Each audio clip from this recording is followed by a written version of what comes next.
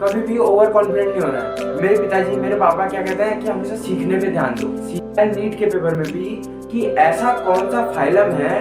पढ़ने की चाहत पैसों ने तबाह। हेलो बायोलॉजी के विद्वान बच्चों, तो कैसे हैं आप लोग। मेरा नाम है रघुराज सिंह और आज का जो लेक्चर है वो पार्ट 3 है एनिमल किंगडम का।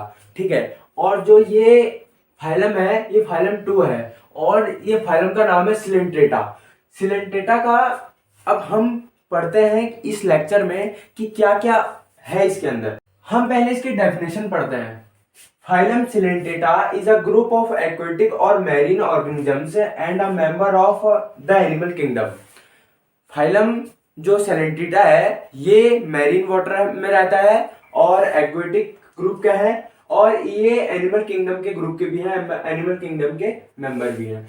इसका जो दूसरा नाम है वो काइंडेरिया है। ठीक है, हैबिटाट है वो एक्वेटिक में होते हैं, यानी एक्वेटिक में पाए जाते हैं, मोस्टली मैरीन होते हैं और फ्यू इन फ्रेश वाटर, कुछ जो क्या होता है फ्रेश वाटर में पाए जाते हैं, जैसे कि हाइड्रा। ये पूछा जाता है, इंपॉर्टेंट है कि सिमेट्रिक होती हैं वो किस टाइप की होते हैं, रेडिकल सिमेट्री। अब रेडिकल सिमेट्री होता क्या है, इससे पहले वाले वीडियो में मैंने बताया था। रेडिकल सिमेट्री यानी जो बॉडी को 2 इक्वल पार्ट में, सिमिलर पार्ट में डिवाइड कर दे, उसे कहते हैं रेडिकल सिमेट्री। इसका जो एम्ब्रियोनिक लेयर होता है वो डिप्लोप्लास्टिक होता है। डिप्लोप्लास्टिक मतलब यानी इनके अंदर बाहर की लेयर जो होती है एक्टोडर्म होती है और इनर की लेयर जो क्या होती है एंडोडर्म होती है।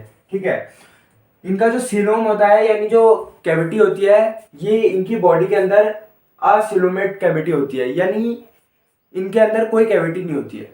ठीक है, इनके अंदर कैविटी सीलोम एब्सेंट होता है। इनका लेवल ऑफ ऑर्गेनाइजेशन कैसा होता है, टिश्यू लेवल का ऑर्गेनाइजेशन होता है, यानी सेल है, फिर सेल से क्या होता है टिश्यू में जो कन्वर्ट होता है, वो जो ये जो टिश्यू लेवल होता है, यानी इनकी बॉडी किससे बनी होती है, टिश्यूज से बनी होती है।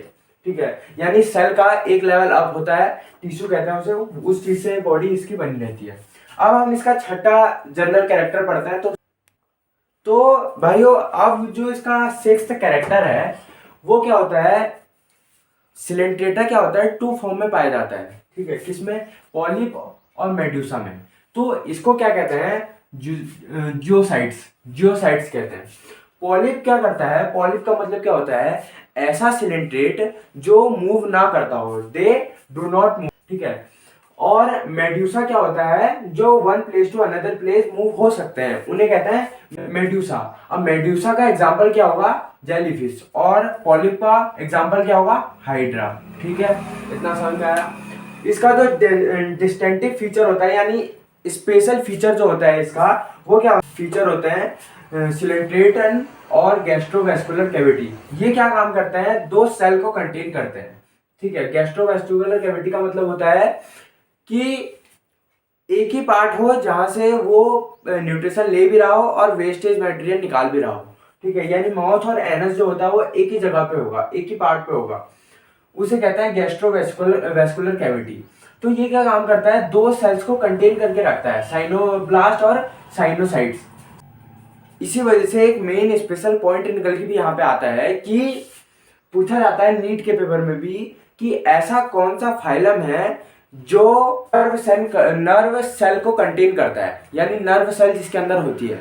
तो वो कौन सा फाइलम है, सिलेंट्रेटा। वो क्यों है, क्योंकि क्या करता है, नर्व सेल मतलब जो यहाँ पे जो साइनोब्लास्ट है ये क्या कंटेन करता है, नेमोसाइट्स कंटेन करता है। अब नेमोसाइट्स क्या काम करता है, एक तरीके का इनके अंदर जब इनके पास कोई ऑर्गेनिज्म आता है या इन पे कोई अटैक होता है, तो ये क्या काम करता है, एक पॉइजनस टाइप का एक फ्लूइड को छोड़ता है।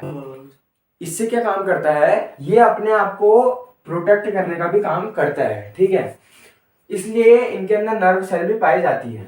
ठीक है, इतना समझ में आया। नेमोसाइट्स इसको याद रखिएगा, ये एक टाइप का पॉइजनस फ्लूइड को छोड़ता है। इनके अंदर डाइजेशन किस टाइप का होता है, इनके अंदर बोथ टाइप का डाइजेशन होता है, यानी इंट्रासेलुलर भी डाइजेशन होता है और इनके अंदर एक्सटर्नल सेलुलर भी डाइजेशन होता है। अब इंट्रासेलुलर एक्स्ट्रासेलुलर हुआ क्या, यानी इनके अंदर इंट्रासेलुलर का मतलब जो होता है, हमने इससे पहले वाले फाइलम में पढ़ा था पॉरीफेरा में क्या होता है, इंट्रासेलुलर होता है, यानी उनके अंदर फूड वेस्कुलर के द्वारा डाइजेशन होता था। लेकिन इसके अंदर क्या होता है, फूड वेस्कुलर के द्वारा डाइजेशन तो होता ही है, लेकिन उसके साथ साथ क्या होता है, मान लीजिए अगर फूड वेस्कुलर के द्वारा डाइजेशन नहीं हुआ, सिलेंट्रेटा के बॉडी के किसी भी पार्ट में जाकर अपना डाइजेशन कर सकते हैं। ठीक है, तो इसमें इस वजह से दोनों टाइप के डाइजेशन प्रेजेंट होते हैं। इनके अंदर क्या होता है, ब्लाइंड सैक बॉडी प्लेन होता है। ब्लाइंड सैक बॉडी प्लेन क्या होता है, ये एक टाइप की, मान लीजिए बॉडी है, ये एक टाइप का बड़ा सा सिंगल पोर्स होगा, जहां से क्या करेगा, यहाँ से वाटर आया, वाटर के साथ न्यूट्रिशन आया, न्यूट्रिशन भी आया, और जो वेस्ट मटेरियल होगा बॉडी का इसी के द्वारा बाहर जाएगा। ठीक है, तो उसी को क्या कहते हैं, ब्लाइंड सैक बॉडी प्लेन कहते हैं। ठीक है, इतना समझ में आया। अब हम इसका नौवां पार्ट आगे चल के पढ़।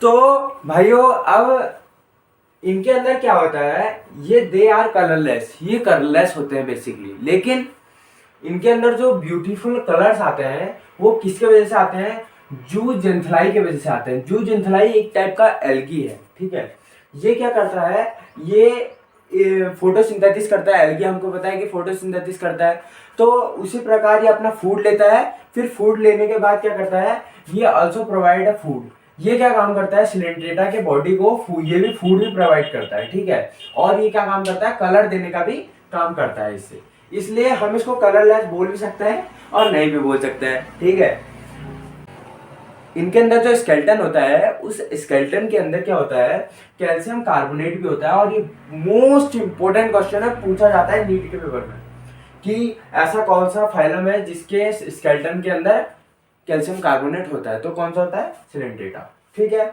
इनका जो रिप्रोडक्शन होता है वो असेक्सुअल और सेक्सुअल दोनों तरीके से हो सकता है। असेक्सुअल कैसे होता है, फर्मेंटेशन और बडिंग के द्वारा होता है, बडिंग हमको पता है, और fermentation. Sexual reproduction fusion of gametes के द्वारा होता है। ठीक है, इसका एग्जांपल, सिलेंट्रेटा का एग्जांपल क्या होता है, हाइड्रा, जो कहाँ होता है, फ्रेश H2O में होता है, H2 यानी वाटर में होता है। ये क्या होता है, पॉलिप होता है। और ओवेलिया और फाइसेलिया, ये एक टाइप के सिलेंट्रेटा है। इन एग्जांपल्स को याद रखिएगा। They contain 9000 species of the Coelenterata. Coelenterata जो फाइलम है, ये 9000 स्पीसीज अपने अंदर, मतलब 9000 स्पीसीज और भी होते हैं इसकी तरह, 9000 स्पीसीज बहुत होते हैं।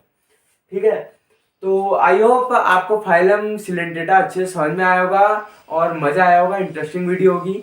ठीक है, और यहीं पे ये जो लेक्चर है यहाँ पे समाप्त होता है। और मैं एक बात और कहूँगा, जैसा कि मैं डेली लास्ट में बोलता ही हूँ आपको बताने के लिए, कि भाई लोग सीखने पे ध्यान दीजिए, सीखिए।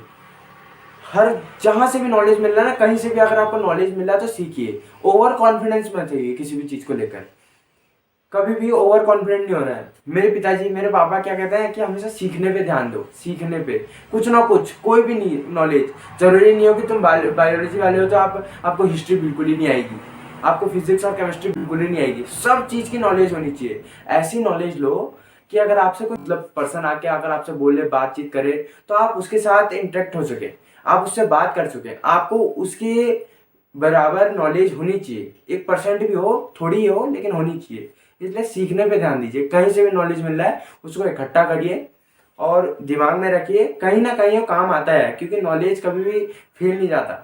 ठीक है, तो आज का लेक्चर यहीं पे खत्म होता है। आई होप आपको मजा आया होगा। ठीक है, thank you, have a nice day. 20